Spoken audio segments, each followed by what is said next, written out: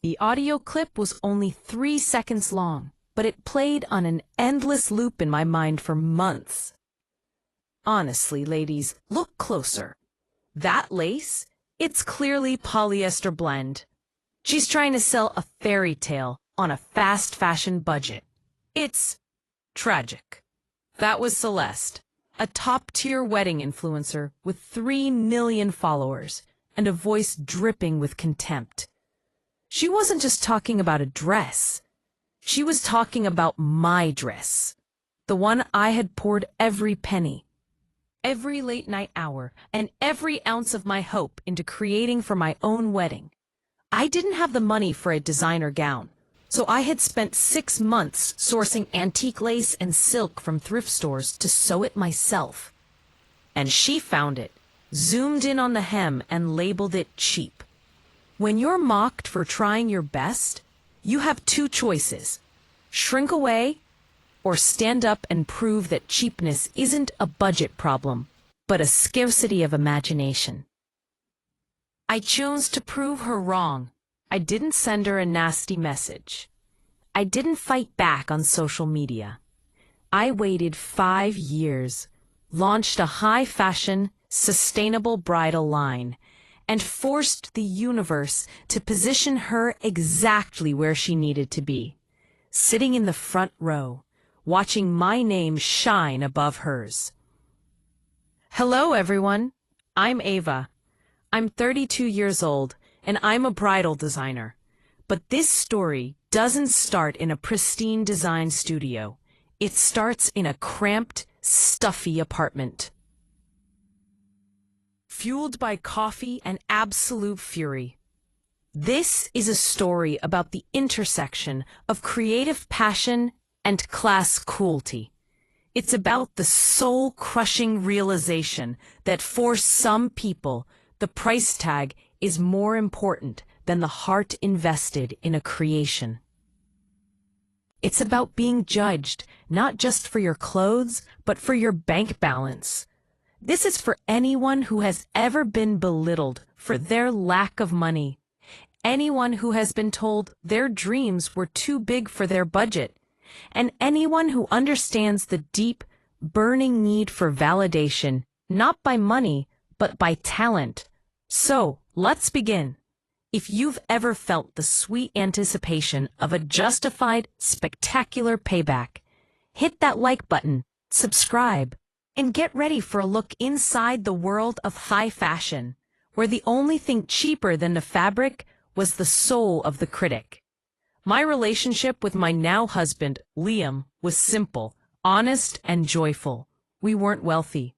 We were young, working hard, and trying to save for a deposit on a small house.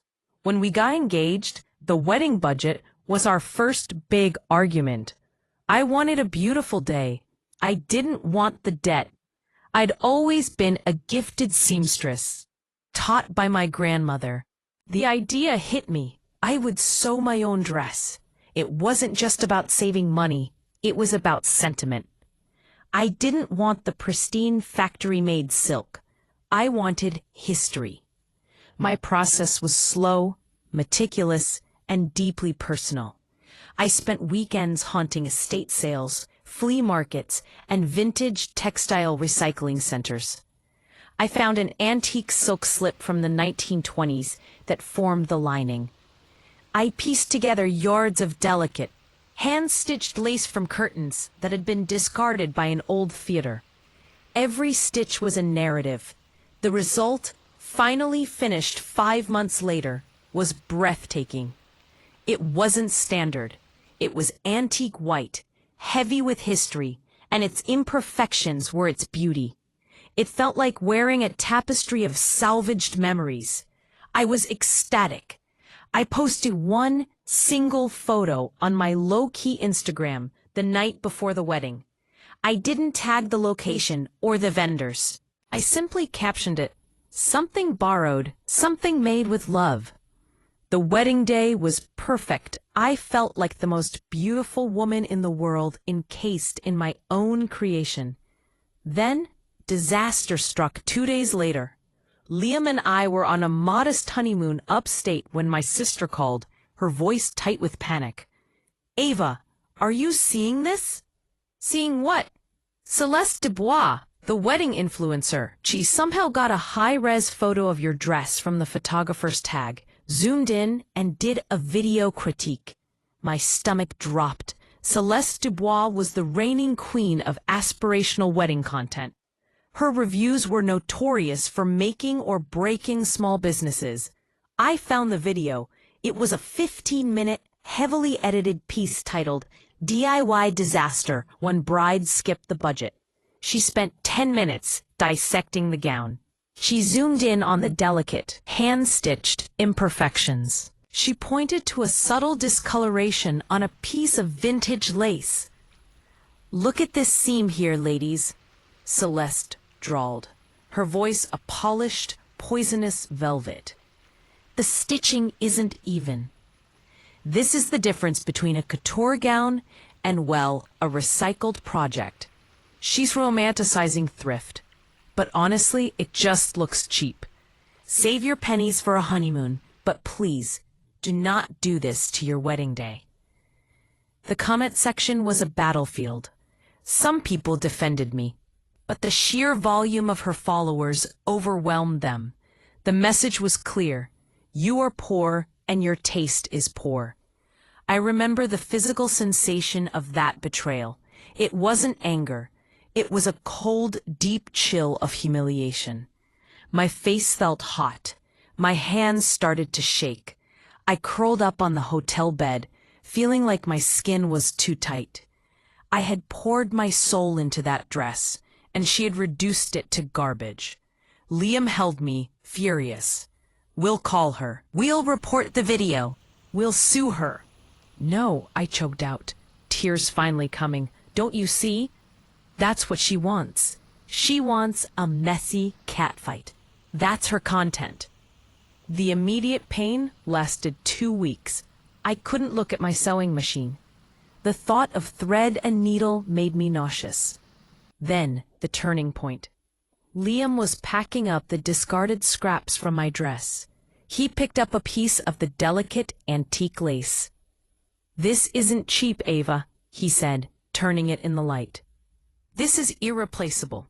She only sees the cost. You see the art." The simple truth hit me with the force of a tidal wave.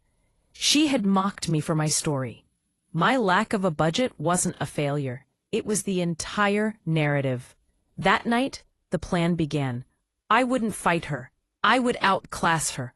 I would build a brand so elegant, so conceptually profound, that her metrics-driven world couldn't touch it. My new mission. The elevation of the cast-off. I called my line Resilience Bridal. The core concept. Every single gown would be created entirely from thrifted, recycled, or antique materials. Sustainability wasn't a trend. It was the foundation of the aesthetic. It was revenge through creation. The first year was brutal. I worked my marketing job during the day, came home, and worked until 2 a.m. The sound of the sewing machine became my heartbeat. The exhaustion was overwhelming, but the memory of Celeste's sneer kept the coffee hot and the needle moving. My designs were radical.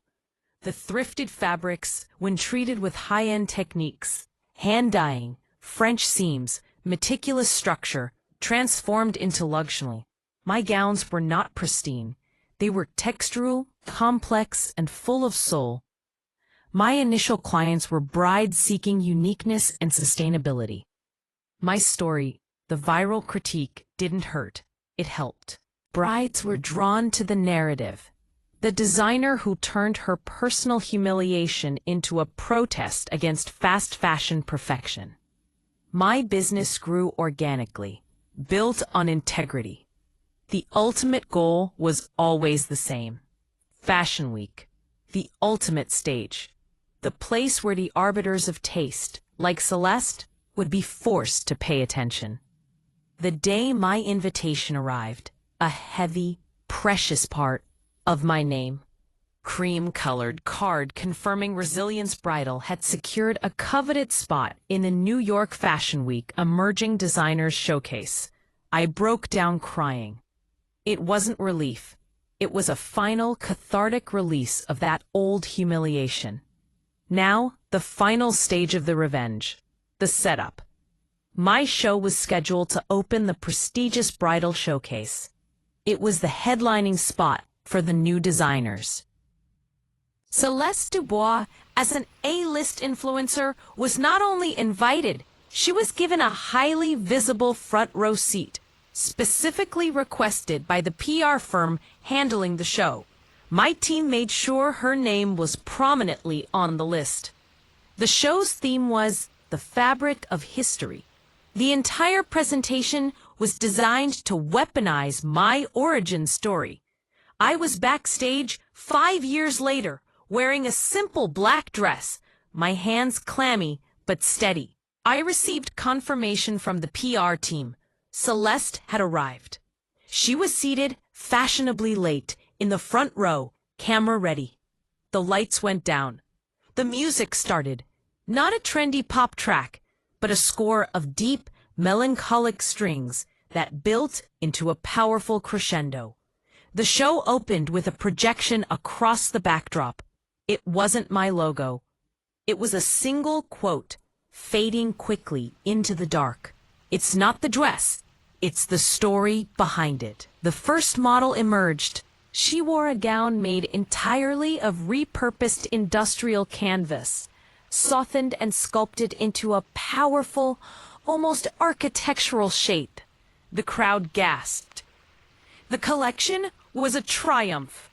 Gowns made from shredded denim, repurposed tapestries, and antique lace so old it looked like fossilized poetry. Every model wore an air of ferocious dignity. Mid-show, the most dramatic piece appeared. A gown I called the polyester blend. It was a massive ball gown made entirely of beautiful, cheap, shiny polyester. The gown Celeste had mocked. But I had treated it with a unique process that gave it structure and an ethereal shimmer. It was breathtaking, a deliberate, beautiful slap in the face. I imagined Celeste in the front row. Her professional smile would be locked in place, her camera recording, but inside she would be crumbling. She had to sit there and witness a demonstration that everything she had mocked was actually art. She had to applaud the elevation of the cheap. The final model came out in the showstopper. A gown made of my original wedding dress materials, restitched and perfected, incorporating the antique lace that had been condemned. The music swelled. The crowd rose to their feet. The applause was deafening, not just for the gowns, but for the moral clarity of the message. I walked onto the runway for the final bow. I didn't rush. I walked slowly, soaking in the sound. I looked directly at the front row. I didn't search for Celeste, but I knew she was there. I bowed once, deep and graceful, acknowledging the respect of the entire industry. When I took the microphone, the room fell silent. "Thank you," I said, my voice steady. "To every person who ever poured their heart into something humble, something imperfect. You are the source of true elegance." And then I delivered the final quiet blow, loud enough for every microphone to catch, a direct echo of my original post's sentiment. "It's not the dress," I concluded, looking directly into the camera lens. "It's the story behind it." The crowd roared again. Celeste had to stand there, applauding the woman she tried to silence, applauding the story she tried to trash, knowing her judgment had been forever catalogued as cheap. The aftermath was exquisite. Resilience Bridal was the breakout star of the season. My designs were requested by A-list stylists. My story, the scorned bride who found her voice in recycled textiles, was now the headline. Celeste, meanwhile, was forced to review the show. She couldn't ignore it.